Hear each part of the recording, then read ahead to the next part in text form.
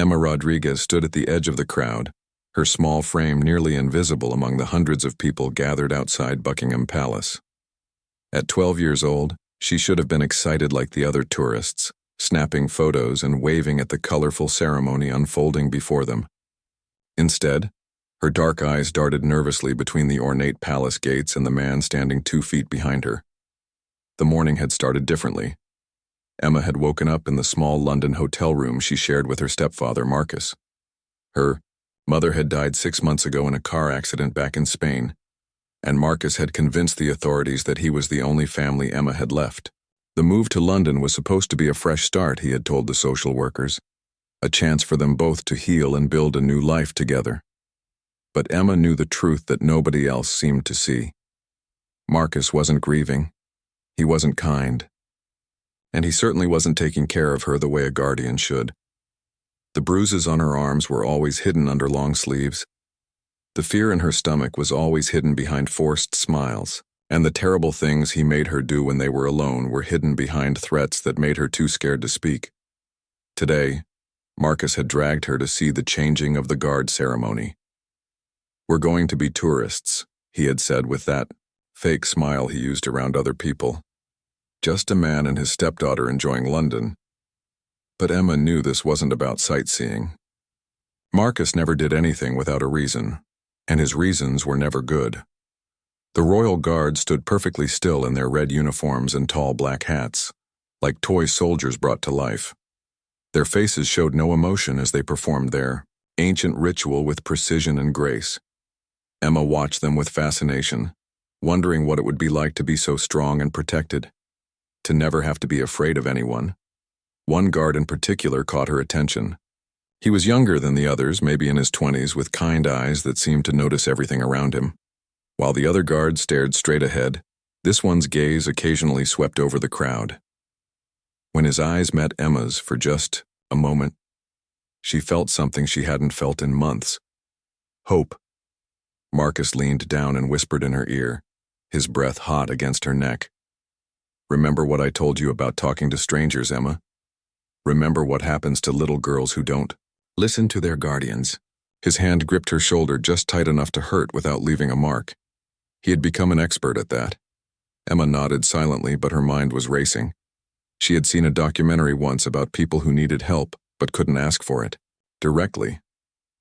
The program had shown hand signals that victims could use to communicate distress without their captors knowing. At the time, she had thought it was just interesting information. Now it might be her only chance. The young guard was making his way closer to their section of the crowd. Emma's heart pounded so loud she was sure everyone could hear it. She looked up at Marcus, who was busy taking photos with his phone, probably to show social workers later as proof of what a caring guardian he was.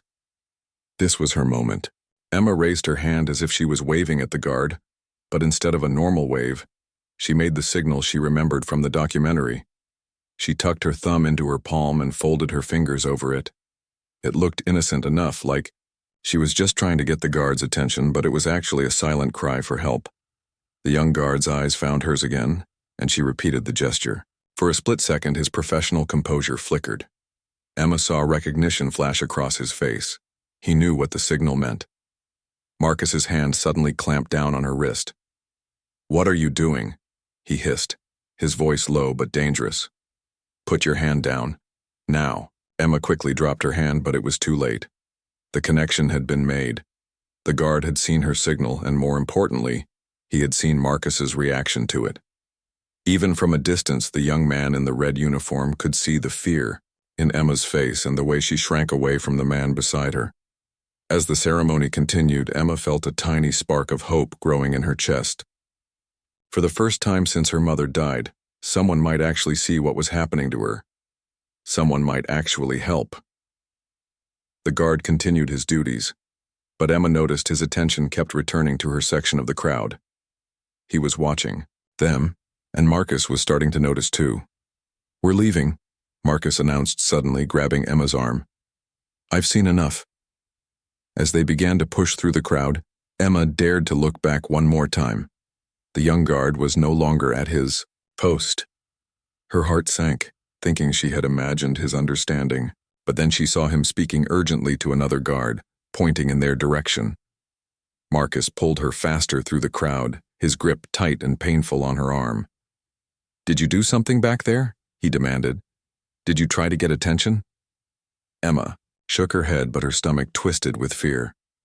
If Marcus suspected she had tried to signal for help, the punishment would be worse than anything he had done before.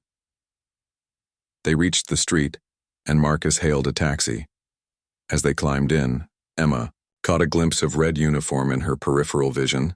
The young guard had somehow left his post and was following them, staying far enough back to avoid notice but close enough to keep them in sight.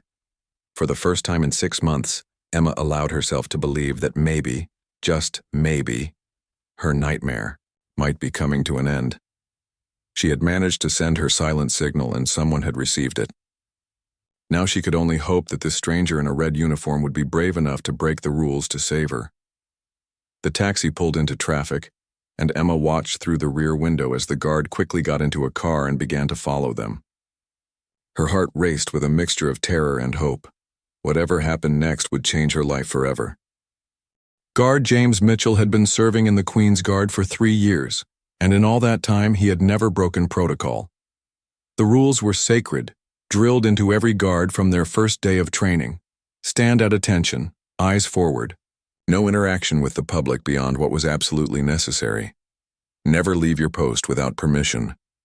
But the moment he saw the young girl's silent signal, every rule he had ever learned seemed insignificant compared to what was happening in front of him.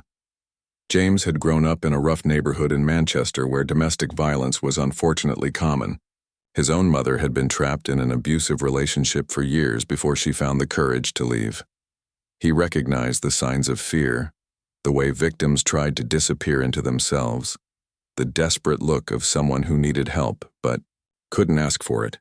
When Emma made the hand signal, James felt his blood run cold. That particular gesture had been covered in their recent training about recognizing distress signals from the public. It wasn't just a wave or an attempt to get attention. It was a deliberate cry for help, and the girl had risked everything to make it. The man standing behind her had noticed immediately and grabbed her wrist with violent force. James could see the girl's face go pale with terror, and the way she instinctively tried to make herself smaller. Everything about the situation screamed danger. As the ceremony continued around him, James made a decision that would end his career if he was wrong, but might save a life if he was right. He caught the eye of Sergeant Williams, his commanding officer, and used a subtle gesture to indicate he needed to speak urgently.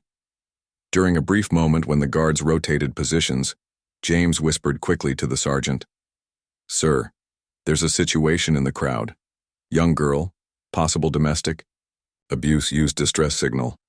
Request permission to investigate." Sergeant Williams was a 20-year veteran who had seen everything.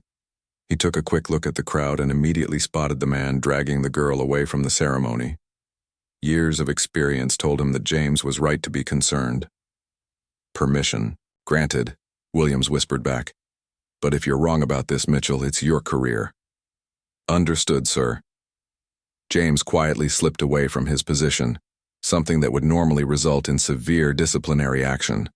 He moved through the crowd as quickly as possible while still maintaining some semblance of dignity in his ceremonial uniform. By the time he reached the street, he could see the man and girl getting into a taxi. Without hesitation, James flagged down another cab and climbed in, still wearing his full guard uniform, complete with the towering bearskin hat. The taxi driver's eyes widened in amazement. "Bloody hell, mate, aren't you supposed to be guarding the Queen?" "Emergency situation," James replied curtly. "Follow that taxi, but stay back. Don't let them know we're following."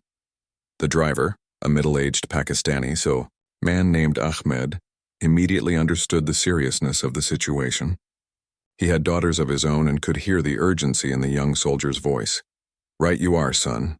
We'll get whoever you're after." As they followed the taxi through London's busy streets, James used his mobile phone to call the Metropolitan Police. He explained the situation as clearly as he could while trying to keep his voice low. "This is Guardsman Mitchell, Queen's Guard. I'm following a possible child abduction case. Young girl, approximately 12 years old, used distress signal during ceremony, now being taken against her will by adult male. Need immediate backup." The dispatcher took his information and promised to send units to their location, but James knew they would need to know where the taxi was headed before police could help. 3. Taxi ahead of them wound through several neighborhoods before finally stopping outside a rundown apartment building in South London. James watched as the man paid the driver and then roughly pulled the girl from the car. Even from a distance, he could see her resistance and fear. "That's them," James told Ahmed. "The man in the dark jacket and the young girl." Ahmed nodded grimly. "What's the plan, then?" James realized he had no plan. His training had prepared him to stand guard and march in formation, not to conduct rescue operations. But he couldn't just sit and watch while a child was in danger. "I'm going to follow them and see which flat they enter. Then I'll wait for police backup." But as James got out of the taxi, he heard something that changed everything. From inside the apartment building came a scream, high-pitched, terrified, and unmistakably from a young girl. All thoughts of waiting for backup disappeared. James ran toward the building, his heavy ceremonial boots echoing loudly on the concrete steps. The front door was still propped open by someone's moving boxes, and he could hear voices from the second floor. Ahmed had followed him and was right behind him. "I'm coming with you," the taxi driver said firmly. That sounded like my daughter's age. Together they climbed the stairs as quietly as possible. The voices became clearer as they approached the second-floor landing. Through a thin apartment door they could hear a man's angry voice and a girl's frightened sobbing. James positioned himself outside the door and listened. The man was shouting at the girl, accusing her of trying to get attention at the palace, threatening her with punishment. The girl was crying and apologizing, begging him not to hurt her. James's police training from before he joined the guard kicked in. He knew that in domestic violence situations, waiting too long could mean the difference between rescue and tragedy. He could hear the violence escalating through the door. He looked at Ahmed and whispered, "When I kick this door in, you call 999 and tell them exactly where we are. Tell them we have a child in immediate danger." Ahmed nodded and pulled out his phone with shaking hands. James took a deep breath, said a quick prayer, and then used all his strength to kick the apartment door. The cheap lock splintered and the door flew open. Inside the dingy one-bedroom flat, he saw a scene that would haunt him forever. The man called Marcus had the young girl cornered against a wall, his hand raised to strike her.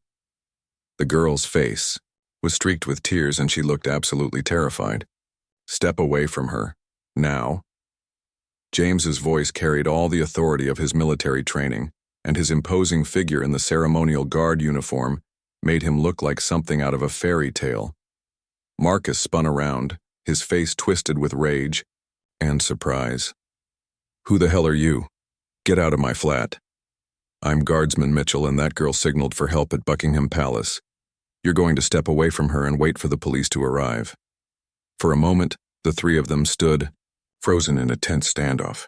Then Marcus made a terrible mistake. Instead of backing down, he lunged toward Emma, clearly intending to use her as leverage against this unexpected intruder. That was when James Mitchell, ceremonial guard and protector of the crown, became something much more important. He became the protector of an innocent child who had nowhere else to turn. The moment Marcus lunged toward Emma, James Mitchell's military instincts took complete control. Despite wearing the ceremonial red tunic and heavy bearskin hat that were never designed for combat, he moved with the speed and precision of his training. James intercepted Marcus before he could reach Emma, grabbing the older man's arm and using his momentum to spin him away from the frightened girl. Marcus was bigger than James had expected, probably in his 40s, with the build of someone who had done manual labor, but he was also drunk and clumsy with rage. "Emma, get behind me," James commanded, never taking his eyes off Marcus. The girl immediately scrambled behind the tall guard, her small hands gripping the back of his red tunic. James could feel her trembling through the thick fabric. "You have no right to be here," Marcus snarled, his accent revealing his Spanish origins. "She's my stepdaughter. I'm her legal guardian. You're trespassing in my home." "Your home where you were about to hit a 12-year-old child?" James kept his voice steady and authoritative. "Where's your guardianship paperwork? Where are the social services reports? Marcus's face flushed red with anger and something else. Guilt, maybe, or fear of being caught.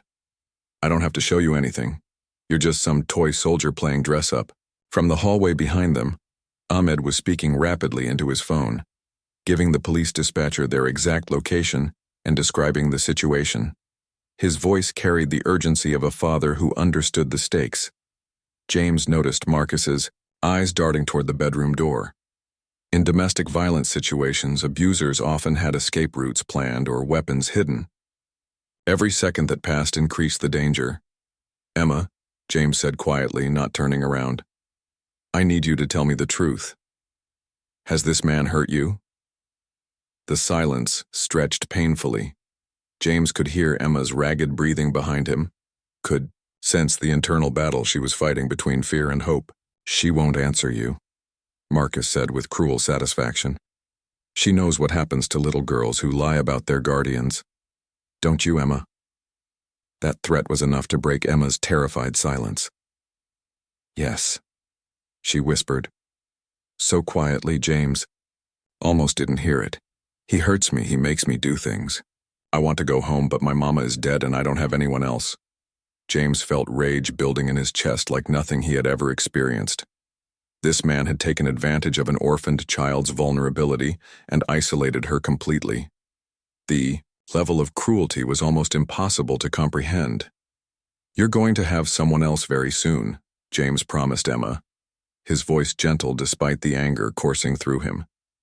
There are people whose job it is to protect children, and they're going to make sure you're safe. Marcus laughed bitterly. You think you're some kind of hero? You think anyone will believe her word against mine? I have legal custody. I have documentation. She's a traumatized little girl who makes up stories. Then you won't mind explaining those bruises on her arms to the police, James replied. He had noticed the finger-shaped marks on Emma's wrists when Marcus had grabbed her at the palace, and her long sleeves clearly hid more evidence. For the first time, real fear flickered across Marcus's face. He had been so careful to avoid leaving visible marks, but his anger at the palace had made him careless. The sound of sirens began to echo from the street below. Ahmed called from the hallway. Police are here. 2 cars and an ambulance. Marcus's composure finally cracked completely. You've ruined everything, he screamed at Emma. I gave you a home. I fed you. I took care of you when nobody else wanted you. You never took care of me, Emma said, her voice stronger now with James standing between her and Marcus. You hurt me every day. You made me scared all the time. That's not taking care of someone. Heavy footsteps thundered up the stairs, and within seconds 2 police officers appeared in the doorway, followed by a paramedic. The lead officer took in the scene quickly. A royal guard in full ceremonial dress protecting a young girl from an agitated adult male in a shabby apartment. Metropolitan Police, the lead officer announced. Nobody move.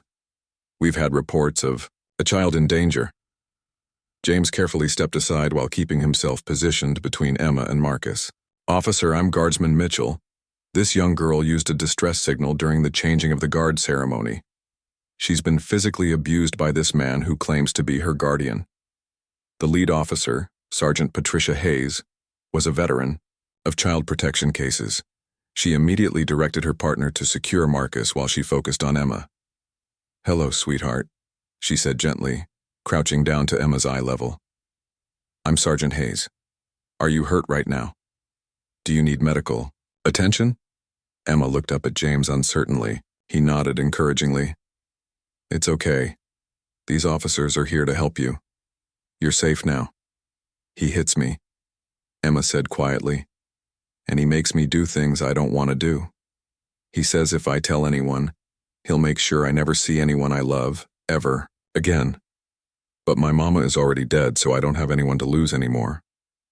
Sergeant Hayes's expression hardened as she took notes. The paramedic began a gentle examination of Emma's visible injuries, while documenting everything with photographs. Marcus was becoming increasingly agitated as he watched his control over the situation slip away. This is insane, he protested, as the second officer began to handcuff him. I'm her legal guardian, I have rights. You can't just take her away because some soldier in a silly hat decided to play hero. Actually, we can, Sergeant Hayes replied firmly. When there's evidence of child abuse, we have the authority to remove a child from immediate danger while we investigate.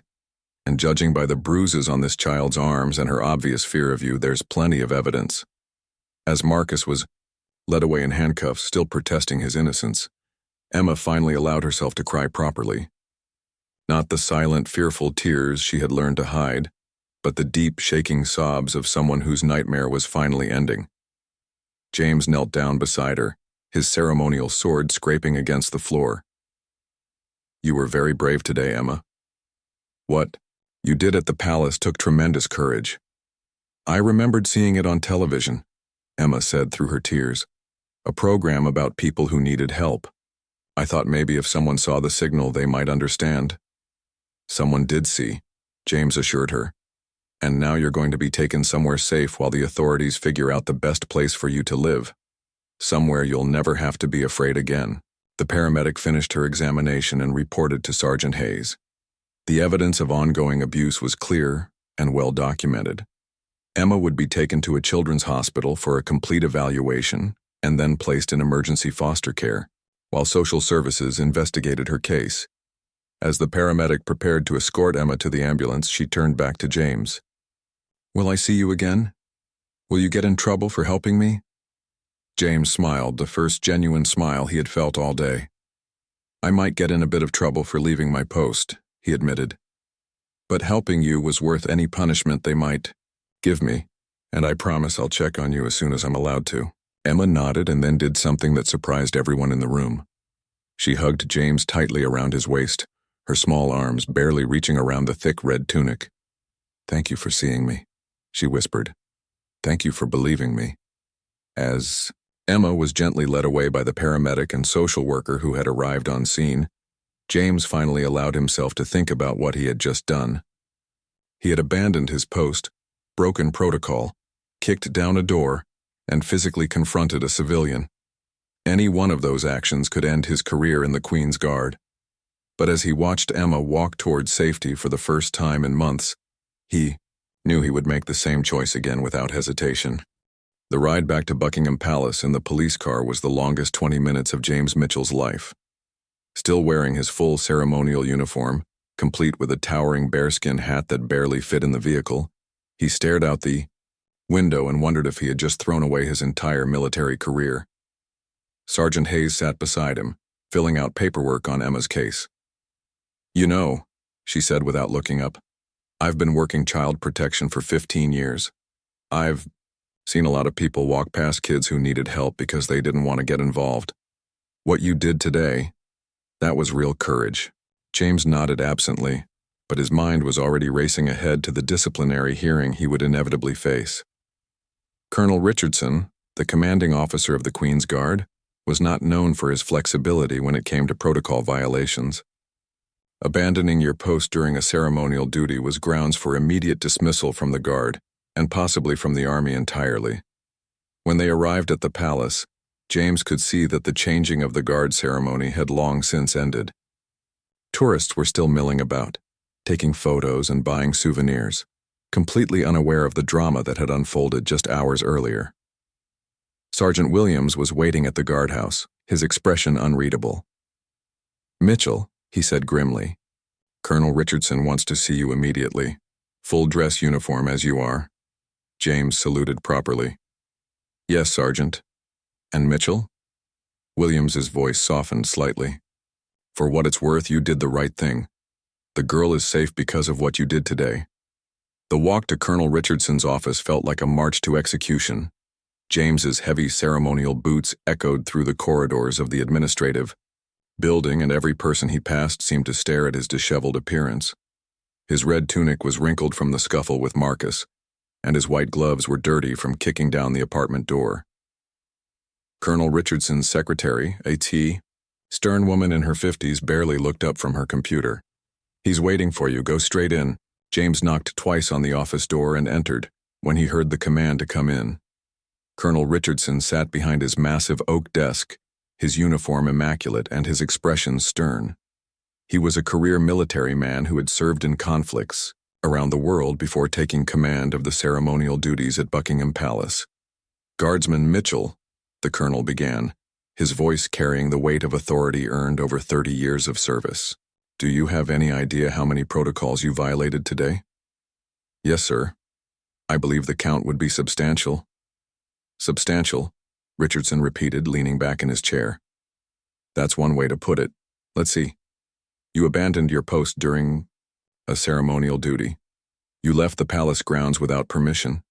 You engaged in civilian law enforcement activities while representing the crown. You physically confronted a member of the public. You entered private property without authorization. Should I continue? James stood at attention, staring straight ahead. No, sir. I understand the severity of my actions. Do you? Richardson stood up and walked around his desk. Because I'm trying to understand how a guardsman with an exemplary service record could so completely abandon his duties. For a moment, James considered giving a simple explanation about following orders and protecting civilians. But he realized that wouldn't be honest, and this situation deserved honesty. Sir, I saw a 12-year-old girl signal for help. She was being abused by her guardian and she was terrified. When I saw her make that distress signal, I realized that my duty to protect people was more important than my duty to stand at attention. Richardson studied James's face carefully. And you believe that justifies abandoning the post you swore to maintain? No, sir, but I believe it justifies saving a child's life. The silence in the office stretched for what felt like hours. Richardson walked to the window overlooking the palace courtyard, where the evening shift of guards was taking their positions. Guardsman Mitchell, do you know why the Queen's Guard exists? To protect the royal family and maintain ceremonial traditions, sir. That's part of it. But the deeper purpose is to represent the values that the crown stands for. Honor, duty, protection of the innocent, service to others. Richardson turned back to face James. Today, you embodied those values in a way that most people never will. James blinked in surprise.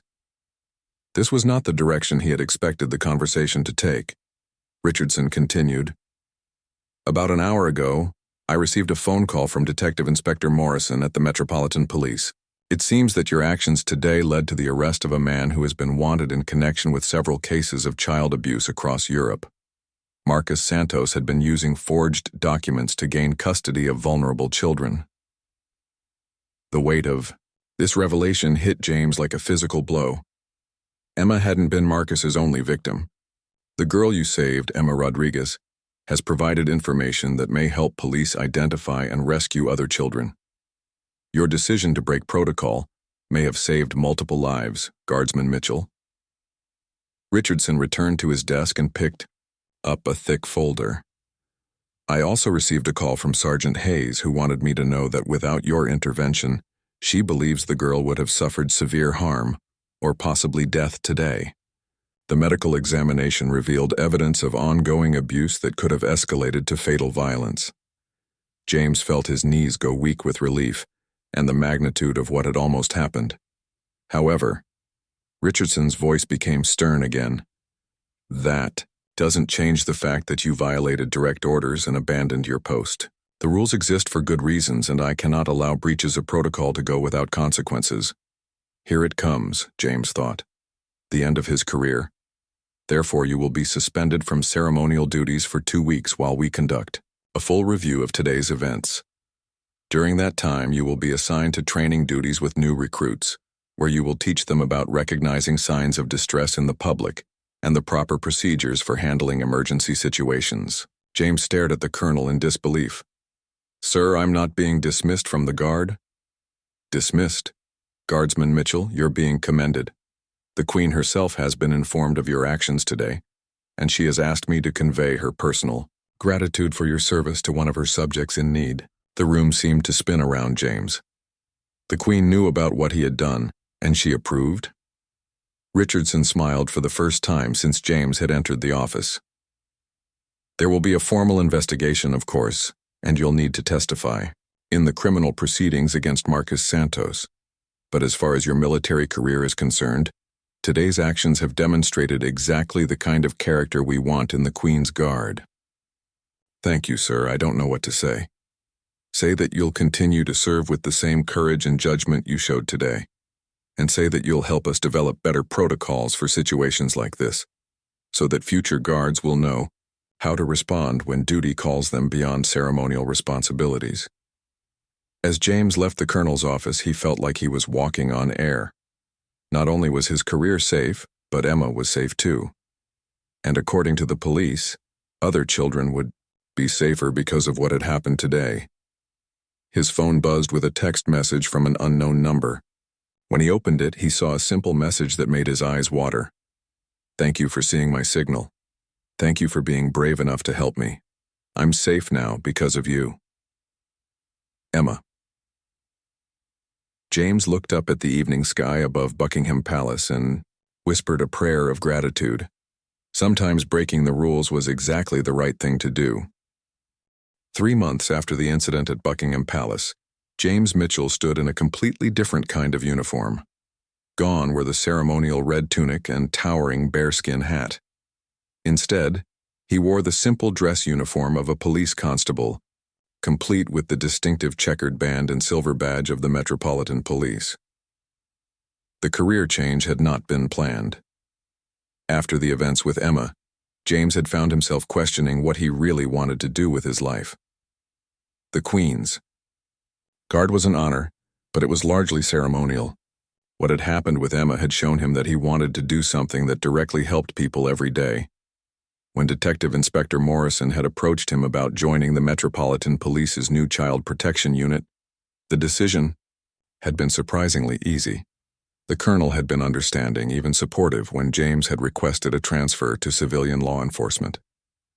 "You've found your true calling," Richardson had said. "The Guard will miss you, but London's children will be safer with you watching over them."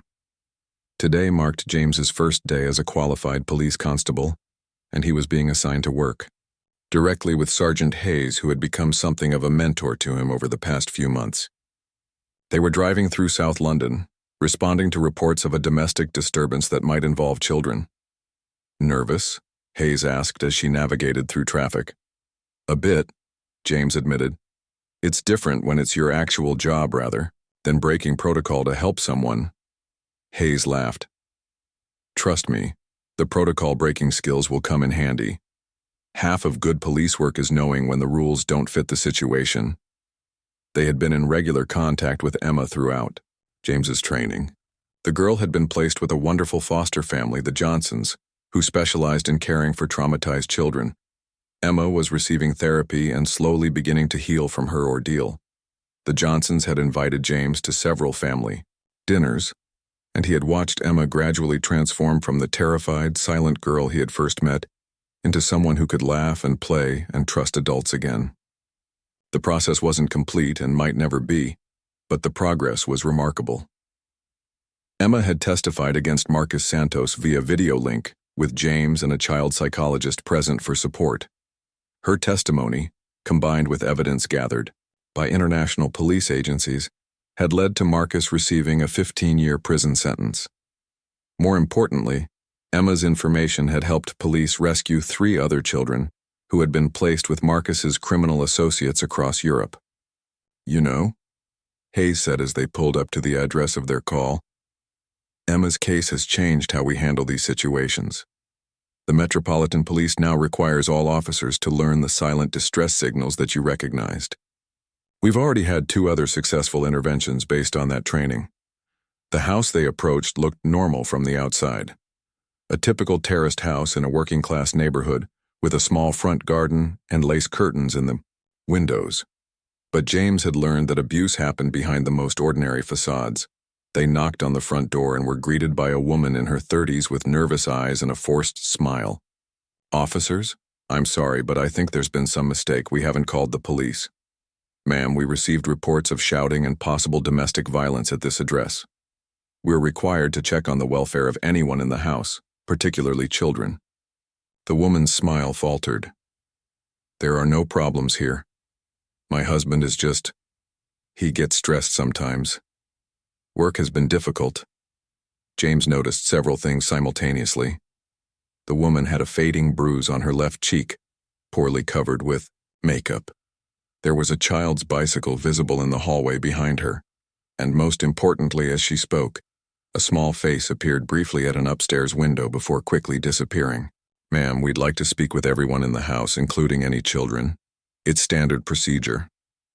"The children are sleeping," she said quickly. "I really don't think—" She was interrupted by the sound of heavy footsteps and an angry male voice from inside the house. "Sarah, who is it? Get rid of them." The woman's face went pale with fear. "Please," she whispered to James and Hayes.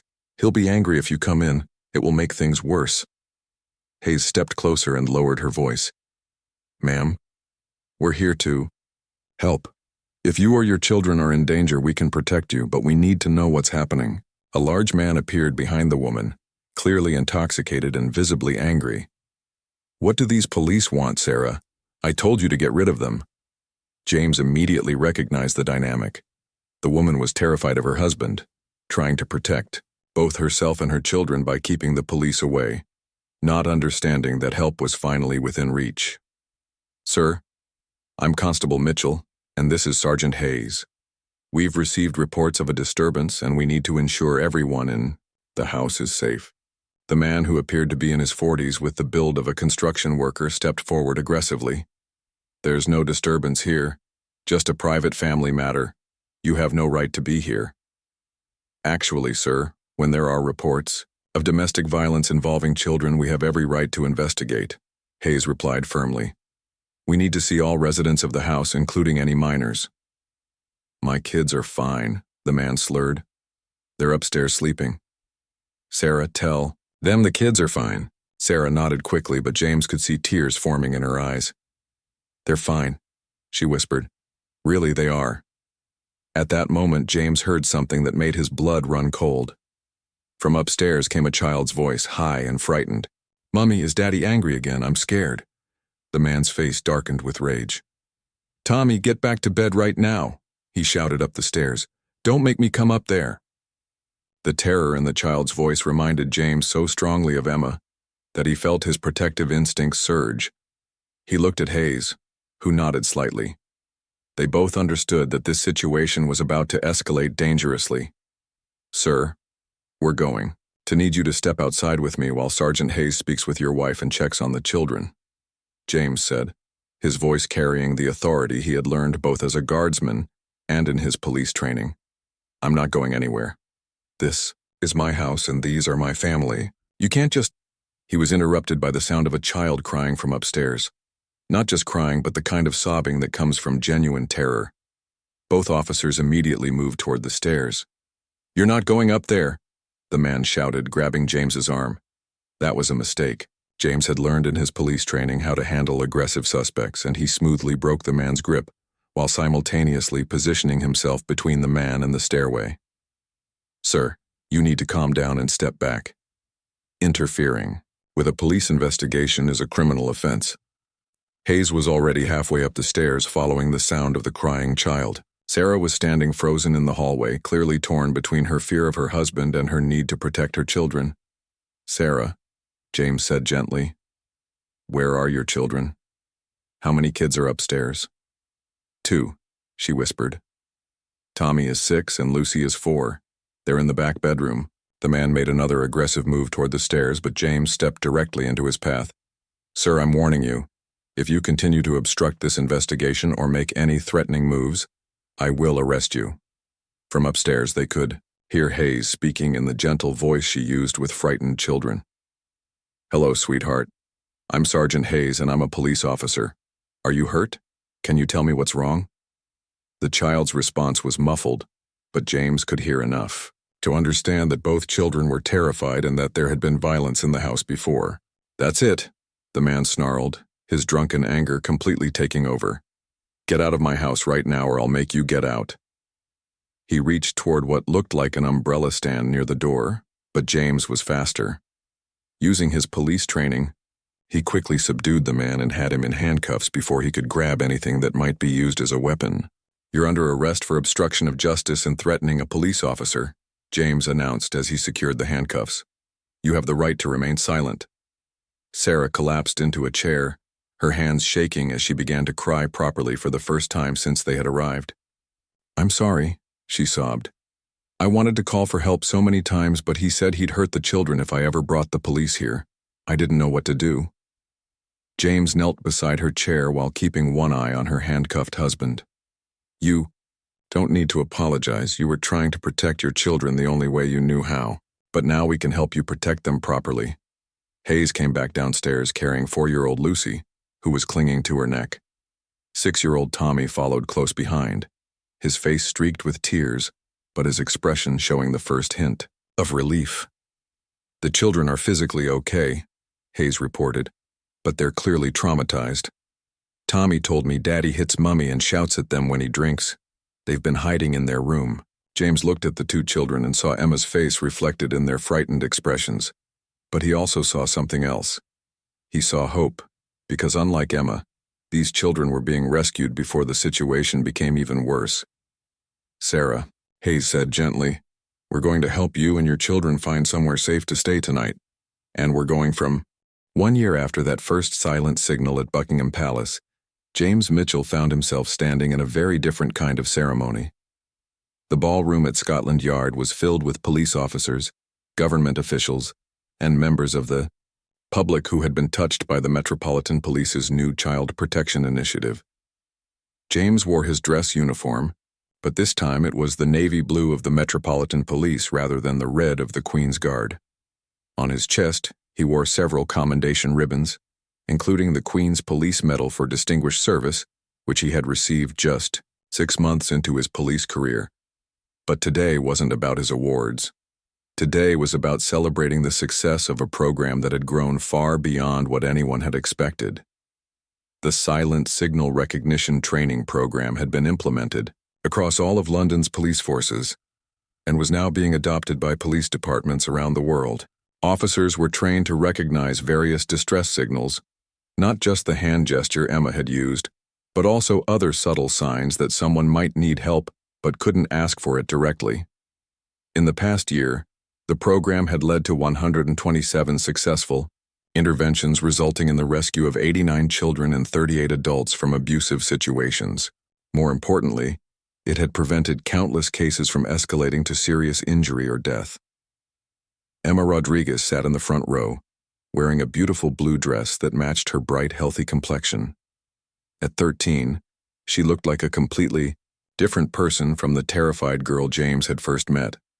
She was thriving with the Johnson family, doing well in school, and had even started volunteering with a local charity that helped other children in foster care. Next to Emma sat Sarah and her 2 children, Tommy and Lucy. Sarah had divorced her abusive husband and was now working as a victim's advocate, helping other women escape domestic violence. Tommy, now 7, had started playing football and was one of the most enthusiastic kids on his team. Lucy, at 5, was a chatterbox who loved to tell anyone who would listen about how the nice police officers saved us. The ceremony began with Commissioner Williams taking the podium. "Ladies and gentlemen, we're here today to celebrate not just the success of a program, but the power of ordinary people to do extraordinary things when they choose courage over comfort." James shifted uncomfortably in his seat. He still wasn't used to being called a hero, though the media had certainly used that word plenty of times over the past year. The Silent Signal Recognition Program began with one brave young girl who refused to give up hope, and one police officer who was willing to break the rules to save a life. Today it has become a model for law enforcement agencies worldwide. Commissioner Williams gestured toward the audience. "We have representatives here today from police forces in 12 different countries, all of whom are implementing similar programs in their communities." The ripple effect of that single moment of courage continues to spread. Emma was called to the stage to present the annual Silent Voice Award to the police unit that had achieved the most successful interventions. She walked confidently to the microphone, showing no trace of the fear that had once defined her life. "A year and a half ago, I thought I was invisible," Emma began, her voice clear and strong. "I thought nobody would ever see that I needed help, and even if they did, they wouldn't care enough to do anything about it." She paused and looked directly at James in the audience. "But someone did see me, and someone did care, and that changed Everything, not just for me, but for all the other children and adults who have been helped by this program. Emma held up the award, a crystal sculpture of a hand making the silent signal gesture. This award goes to the South London Child Protection Unit, led by Sergeant Patricia Hayes and Constable James Mitchell, for saving 23 children and 7 adults this year alone. As James and Hayes walked to the stage to accept the award, the audience gave them a standing ovation. James saw Ahmed, the taxi driver who had helped him that first day, clapping enthusiastically from the back of the room. He saw Sergeant Williams from his old guard unit, beaming with pride. He saw the Johnsons, Emma's foster parents, wiping away tears of joy. But most importantly, he saw the faces of the children they had saved. Some were in the audience today with their new families or guardians. Others had sent letters and drawings that were displayed around the room. Each face represented a life that had been changed, a future that had been saved. When Hayes took the microphone, her voice was thick with emotion. This award doesn't belong to us. It belongs to every child who found the courage to ask for help, to every parent who chose to protect their children, and to every officer who understood that sometimes the most important thing you can do is simply pay attention. She handed the microphone to James, who looked out at the sea of faces and thought about everything that had led to this moment. 18 months ago, I was a Queen's Guard whose job was to stand perfectly still and look impressive, he began, earning a few chuckles from the audience. I thought I understood what it meant to serve and protect, but I learned that real protection isn't about standing guard over buildings or ceremonies. It's about standing guard over people who can't protect themselves. James's voice grew stronger as he continued. Every police officer in this room has probably walked past someone who needed help but couldn't ask for it. The difference is learning to see those silent signals and having the courage to act on them. He looked directly at Emma. You taught me that sometimes the bravest thing you can do is ask for help, and sometimes the bravest thing you can do is offer it. After the ceremony, James found himself surrounded by people wanting to congratulate him or ask questions about the program. But eventually the crowd thinned and he was able to have a quiet moment with Emma and her foster family. So, Emma said with a grin that lit up her entire face, do you miss wearing that giant fuzzy hat? James laughed, not even a little bit, though I do miss the tourists taking pictures of me. Well, now they take pictures of you for different reasons, Emma pointed out. I saw that article in the newspaper last week about the new training program you developed. The program Emma was referring to was James's latest project, training civilian volunteers to recognize signs of child abuse and distress signals. Teachers, shop clerks, bus drivers, and other people who interacted with children regularly were being taught to spot the warning signs and know how to respond appropriately. It's going well, James said. We've trained over 500 volunteers so far, and they've already helped identify several children who needed intervention. Emma nodded seriously. Good. Because there are still kids out there who are like I was, scared and alone and thinking nobody cares about them. And now there are more people watching for them, James replied. More people who know how to help. As the evening wound down and people began to leave, Emma approached James one more time. Can I ask you something? Of course. Do you ever wonder what would have happened if you hadn't seen my signal that day? Or if you had seen it but decided not to do anything? James considered the question carefully. It was something he had thought about many times over the past year and a half. I think someone else would have helped you eventually, he said finally. You're too brave and too strong to have given up, but I'm grateful that I got to be the one who was there when you needed help. Emma smiled and gave him a hug. I'm grateful, too, for everything that's happened since then. As James watched Emma leave with her foster family, talking excitedly about a school project she was working on, he reflected on how much had changed since that day at Buckingham Palace. He had found his true calling in life. Hundreds of children and adults had been rescued from dangerous situations, and a program that started with one girl's desperate signal had become an international model for child protection. But perhaps, most importantly, Emma had found her voice again. The girl who had once been too frightened to speak was now helping other children find their courage. She had started a blog for young people in foster care, sharing her story and offering hope to others who felt lost and alone. As James walked home through the London streets, he now patrolled as a police officer rather than a ceremonial guard. He thought about the lesson Emma had taught him. Sometimes the most important thing you can do is simply pay attention to the people around you.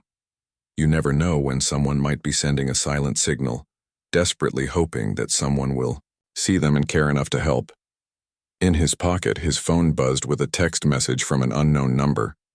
When he opened it, he saw a simple message that made him smile. "Thank you for teaching us to watch for the silent signals. A little girl in Manchester made the same gesture you told us about, and we were able to help her today." The ripple continues. Constable Davies, Greater Manchester Police. James looked up at the London skyline and whispered a prayer of gratitude. The signal that had started with one brave girl's desperate plea for help had become a beacon of hope for children everywhere.